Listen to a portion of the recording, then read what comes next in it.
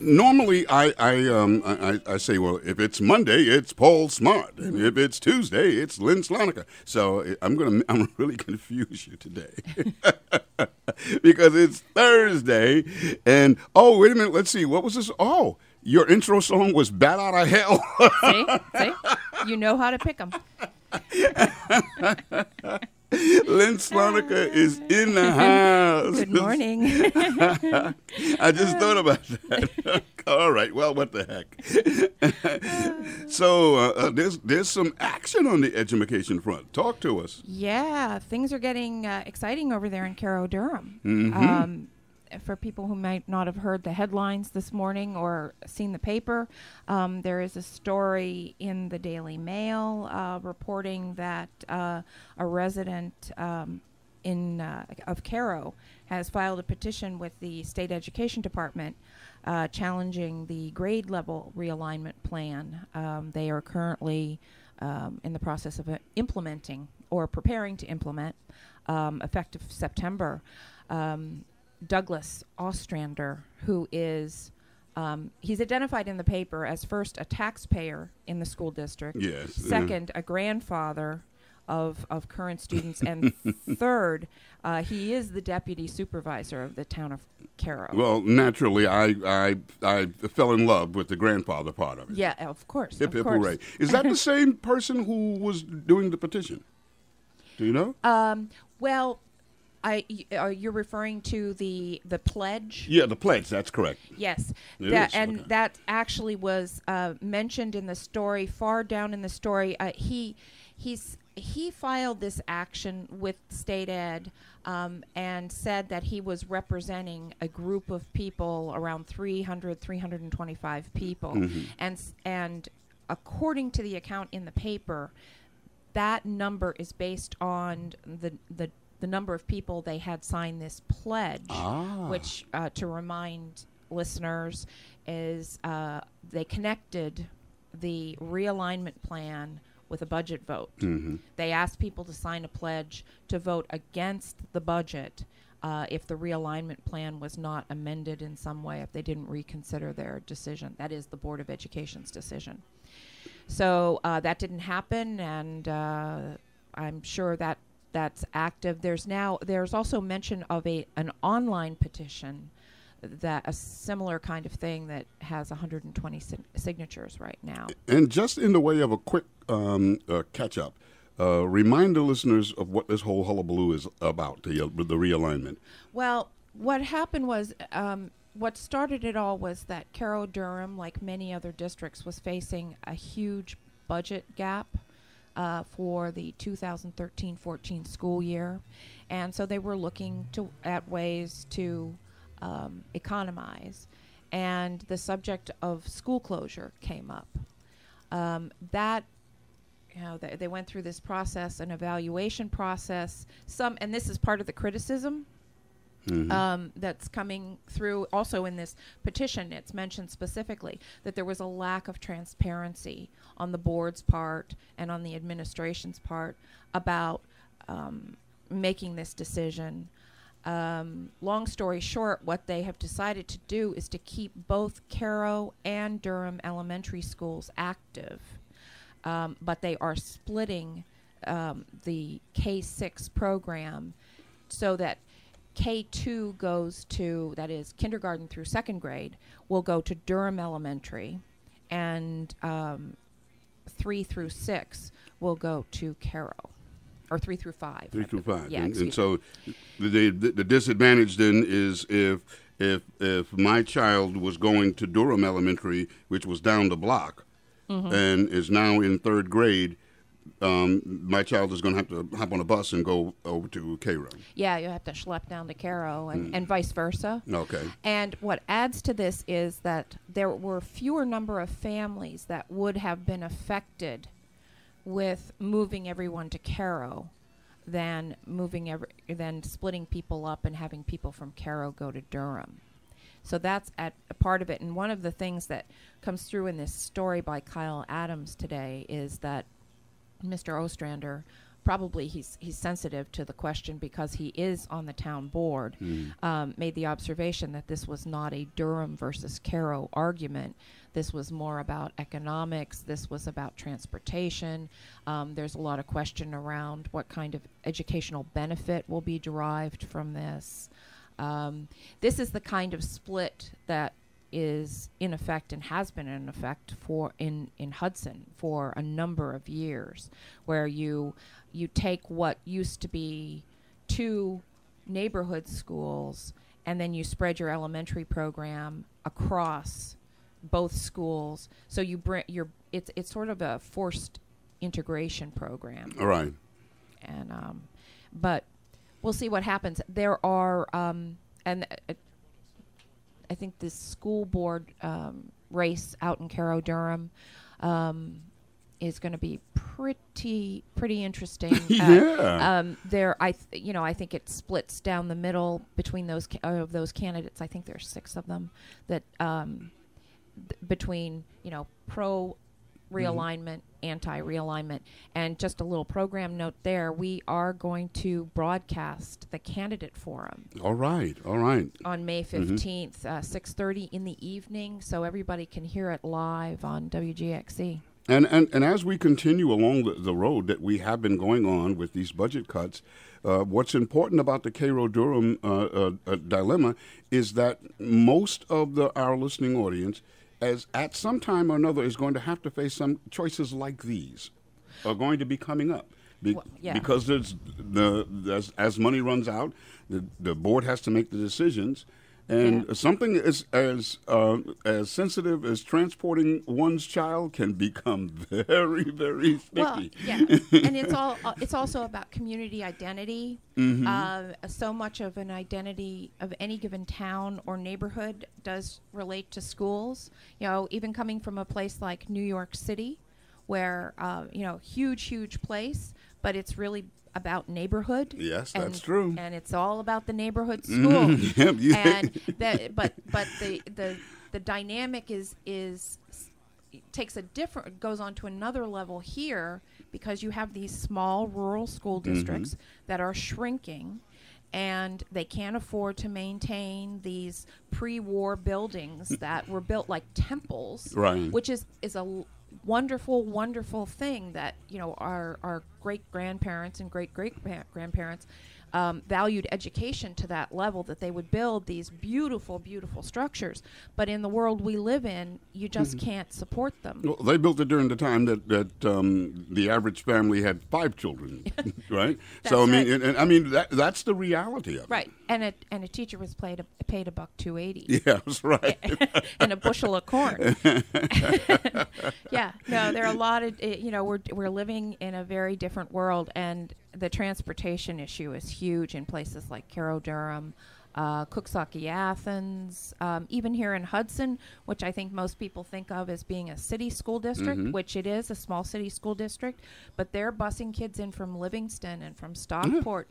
Some of those kids are on the bus for a while. Out Chatham Way, it's the same thing, going into Lebanon, into New Lebanon. So these are issues that are going to be coming up, which is why your attention to the Cairo Durham is, even if don't live there, is probably necessary, because somehow or another, a similar issue is going to pop up. It hits us all. And wherever you are. Yeah. And a story from last week that actually we broke here on WGXC. We beat the paper on this one. The new partnership between Berkshire Union Free School District, the Hudson City School District, and Catskill. Right now, those are the 3 component districts, although I also now understand that Questar is involved. They will be the they will fulfill the administrative piece, but it is an alternative learning program that will be housed within the city of Hudson. Catskill will send kids, Hudson will send kids, Berkshire Farm, or excuse me, not Berkshire Farm, but the school district up there, the Union Free School District, will provide the personnel and the curriculum. Supposedly, Eric Galloway's foundation, the Galvin Foundation, has had early conversation with them about providing space. So they will be housed in a building away from the Hudson campuses. And the idea right now is that the program would accommodate 50 to 55 kids. This is a story that will continue to grow, I'm sure. A lot of people were taken aback by this announcement. It was done with great bravado, and at the last Hudson board meeting, Bruce Potter from Berkshire was present. Maria Suttmeyer actually made the announcement. Hudson has been without an alternative learning program or option for in that category now since the end of the 2009-2010 school. Yeah. And that was the program actually that Tom Gavin was the principal of when they folded it. And they do acknowledge that there's a need for that sort of a program, because about 90% of the kids who were mainstreamed back into the high school after that program closed, 90% of those kids dropped out. Oh. So there is a need. But what's so interesting about this is the timing of the announcement, during budget season, as the budget vote is pending. And the other thing is that Maria Suttmeyer, the superintendent of Hudson, has been speaking privately to various individuals within the community about bringing back an ALP program, but she's denied it publicly as recently as about a month ago to one of the board members who asked her in a public meeting. And then this thing came out. I know a lot of people within the district are really, really surprised. So this, because, it's the association with Berkshire, it's the handing off of kids from this community to this third party. Exactly. Yeah. There seems to be, and so you look at Cairo Durham and you look at this particular incident, there seems to be a penchant amongst decision makers to kind of do things without telling the parents and then kind of spring it on them. Or without consulting the community. Yeah. Because this particular group of kids, potential group of kids, or whoever this will be, that's the other part of the confusion, is because there hasn't been any kind of open conversation about criteria for this program. How does a kid get in, and who makes that decision? Is that something that's mandated, which is sort of a quasi, incarceration? But that's what it's sort of tongue-in-cheek, but you know what I mean. Like, you're not given a choice, and a lot of people are responding negatively because of the association with Berkshire. For people who, Berkshire Farm, which is a facility for kids who have trouble. They've gotten into some form of trouble. Right. Some would argue that it is one of the first stops on the school-to-prison pipeline. And so there's been all of this conversation around PINs, around that concept, and then to have something like this sort of fall from the sky without involving the community is what people are talking about. So, yeah,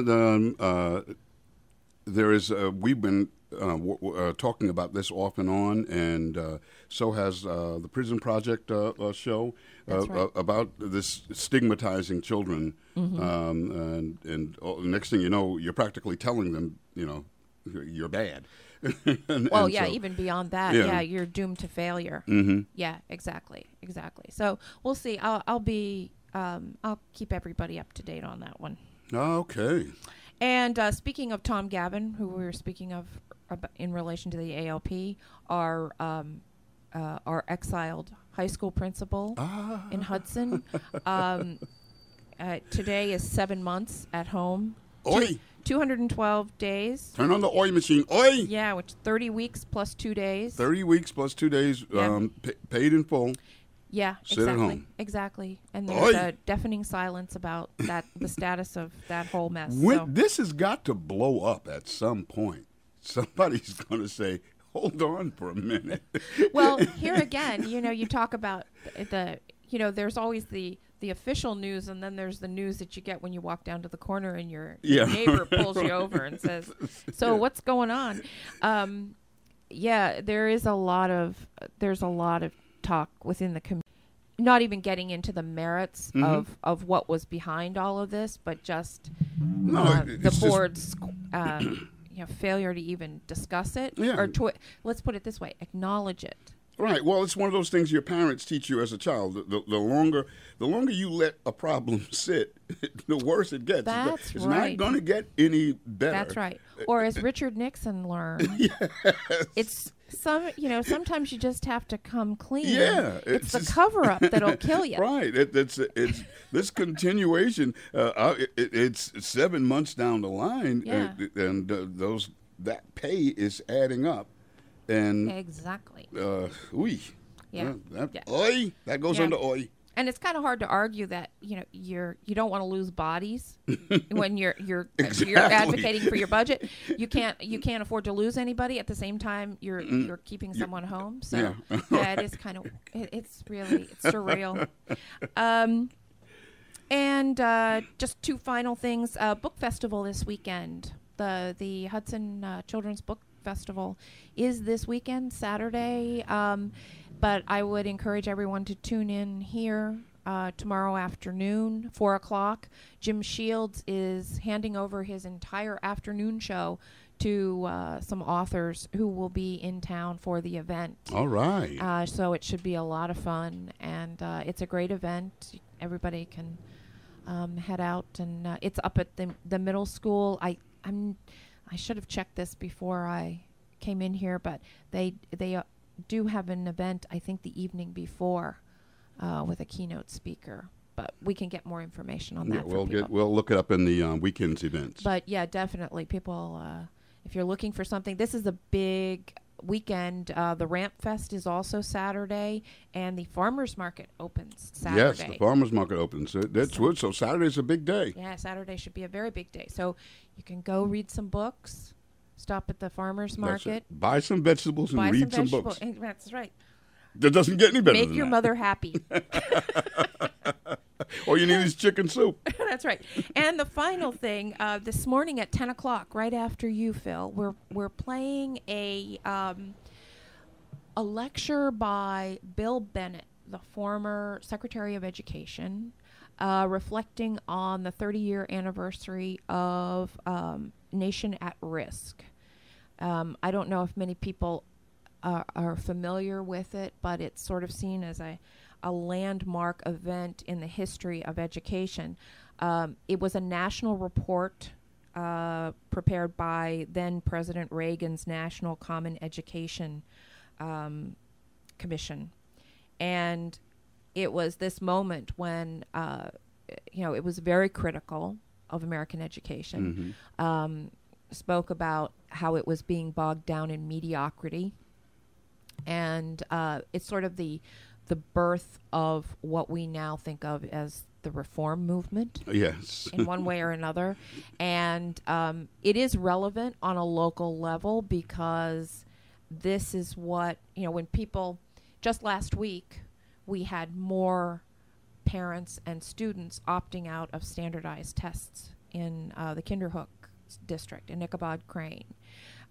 This is all a direct, this is a cause and effect. You have Nation at Risk, people at the national policy level making decisions about what to change, and that comes down into No Child Left Behind eventually, and testing, and this is the ongoing evolution of educational theory and practice that we all live with.